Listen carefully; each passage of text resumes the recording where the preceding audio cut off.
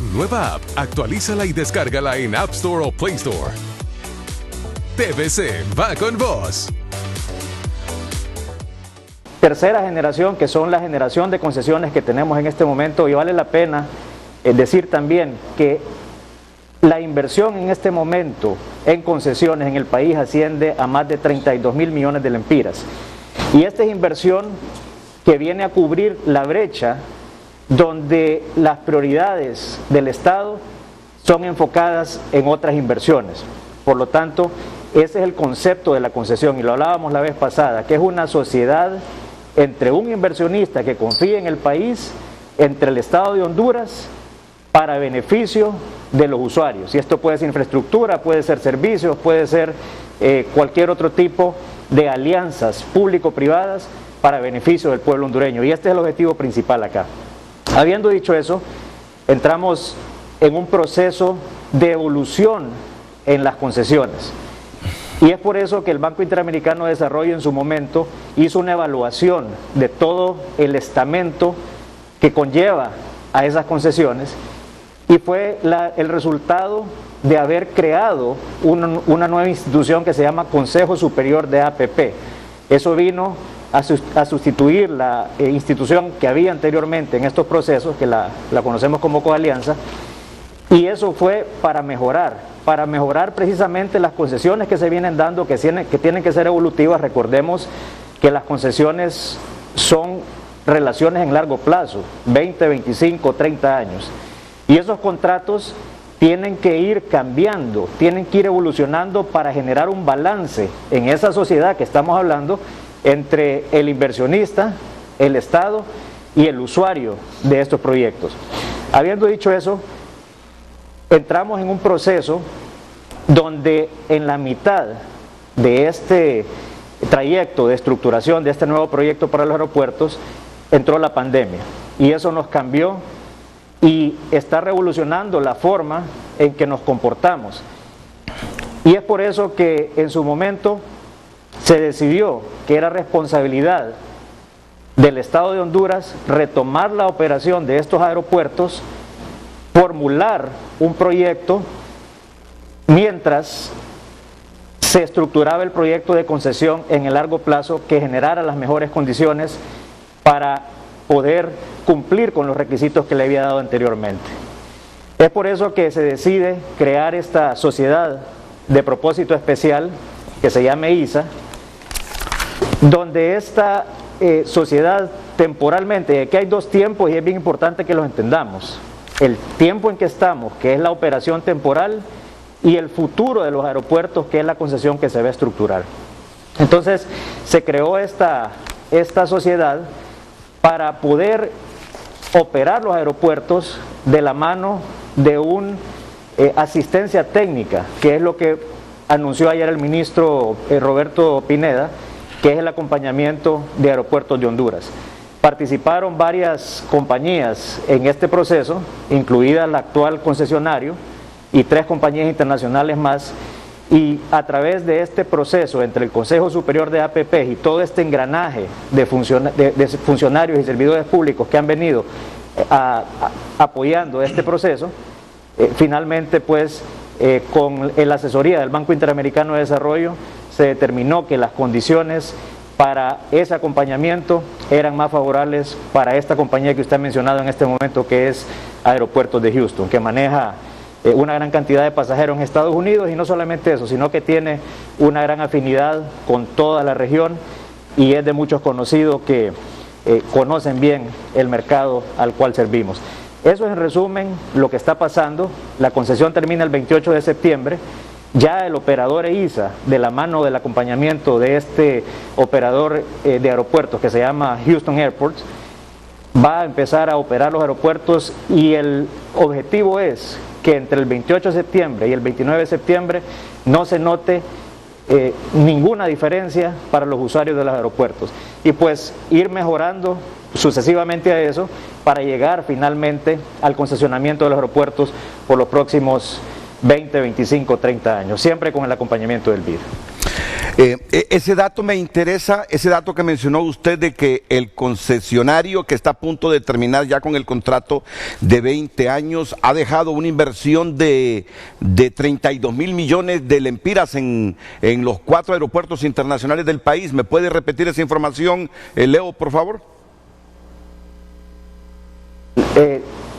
Licenciado, lo que mencioné de los 32 mil millones de lempiras son lo que generan las concesiones en este momento, todas las concesiones. Está dando un preámbulo de la inversión que existe en las concesiones.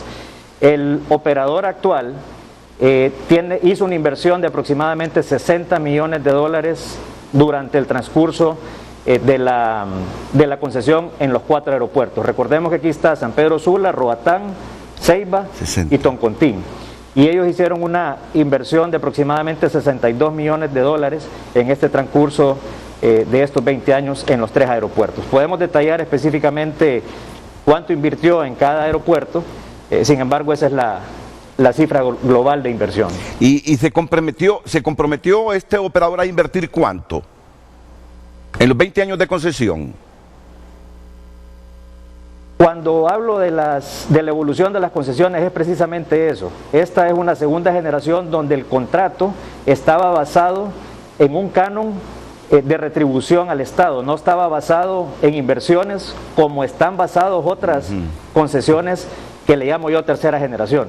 Entonces ese contrato de hace 20 años iba enfocado en un canon de recaudo de la operación del concesionario hacia el Estado. No habían montos específicos, simplemente habían ciertos parámetros de niveles de servicio que tenían que cumplir. ¿Sabe por qué le estoy haciendo todas estas preguntas? Se las hago porque estuve muy atento a un informe que presentó un grupo de diputados, delegados para investigar realmente hasta dónde el operador había sido eficiente y el Estado había recibido beneficios.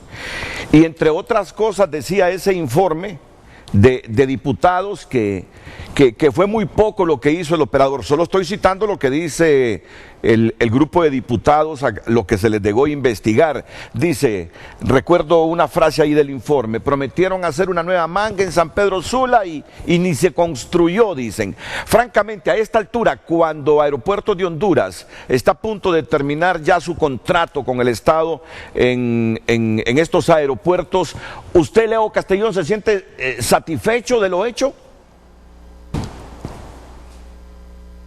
Mire, licenciado, aquí es un tema donde existía un parámetro y, como le decía, esa es precisamente la evolución que tienen que tener las concesiones.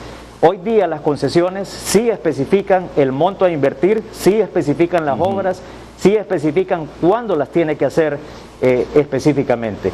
El operador actual, como un inversionista, como un creyente de la economía del país, hizo lo que tenía que hacer en su momento y lo que consideró que tenía que hacer.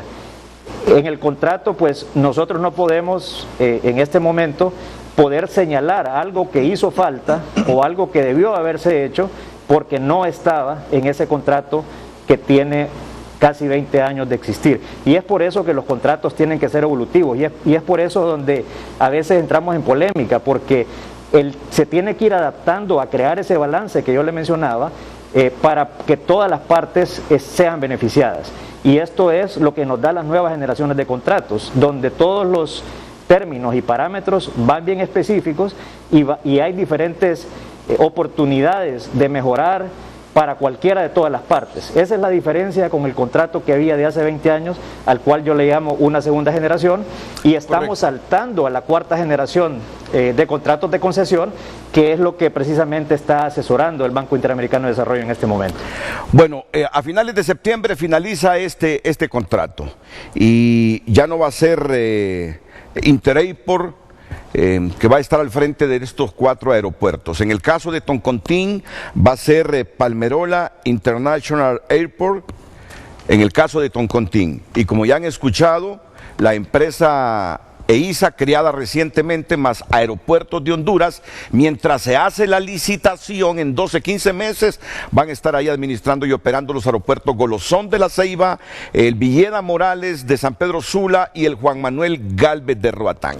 Y aquí viene el debate.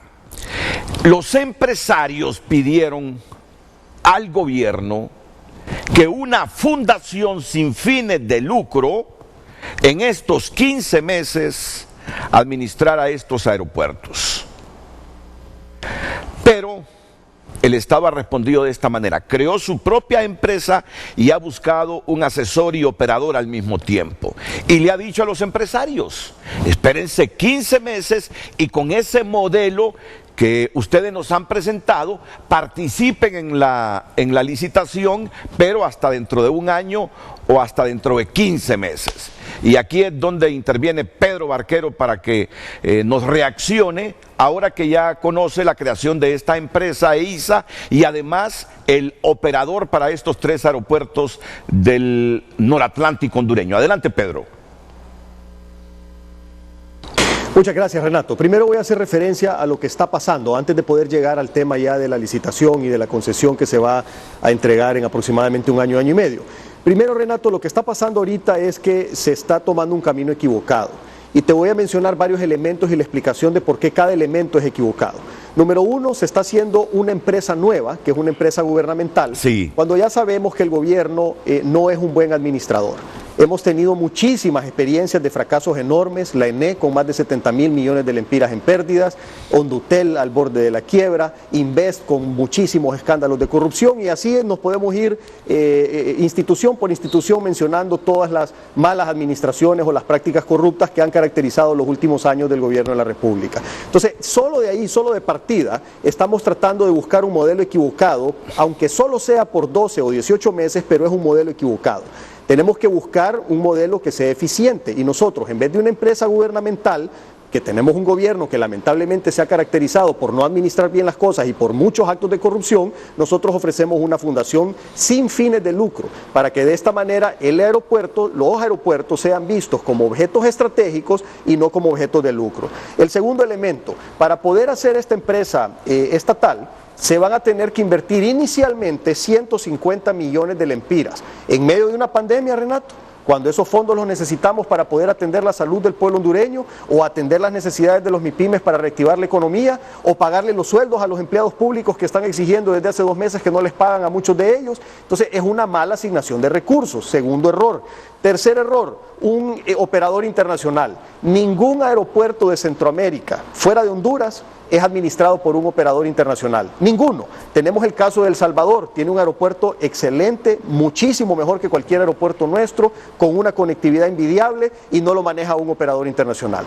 Pero tenemos también el ejemplo de Panamá, que es todavía muchísimo más grande que el de El Salvador, que tiene una muchísimo mejor conectividad, que también es hub de una línea aérea importante, Avianca en El Salvador y Copa en Panamá, y no tiene el manejo de un operador internacional. Entonces, no necesitas un operador internacional para ser exitoso. Y número 2, nosotros en Honduras tenemos sobrado capital humano para que pueda manejar los aeropuertos. Si bien es cierto, manejar un aeropuerto no es tan sencillo como una pulpería, tampoco es tan complicado como una planta nuclear. Entonces, aquí hay material humano para poder manejarlo, gente con experiencia que tiene años de haber manejado aeropuertos. El otro tema, el enfoque principal de nuestra fundación sería la competitividad y la conectividad.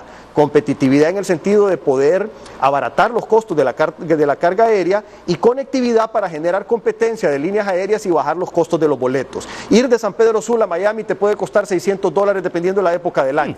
Hay momentos en que puedes ir de Nueva York a Londres por $200, $250, Renato. No puede ser que un vuelo de menos de 2 horas te cueste 3 veces más que un vuelo que cruza todo el Atlántico. Esas son las cosas que nosotros como sector privado queremos mejorar. Y el último tema, ya para caer al tema de la concesión. Si bien es cierto que esta es una administración temporal por 12, 18 meses y después vamos a caer en una concesión, lamentablemente nosotros no confiamos en los procesos de concesión o en los procesos de licitación del gobierno de la República porque han demostrado ser un fiasco. Por lo general, te ponen ciertas condiciones en la licitación que cuando haces los números te sale tan mala inversión que decides no invertir. Pero después cuando se lo gana, el que ellos quieren que se lo gane, pasan metiendo en el Congreso cambios a las concesiones y cambios a las licitaciones para hacérselas rentables al que se la ganó, que es la persona que ellos querían que se lo ganaran. Y te puedo poner muchísimos ejemplos, pero te voy a poner un ejemplo de algo que pasó ayer.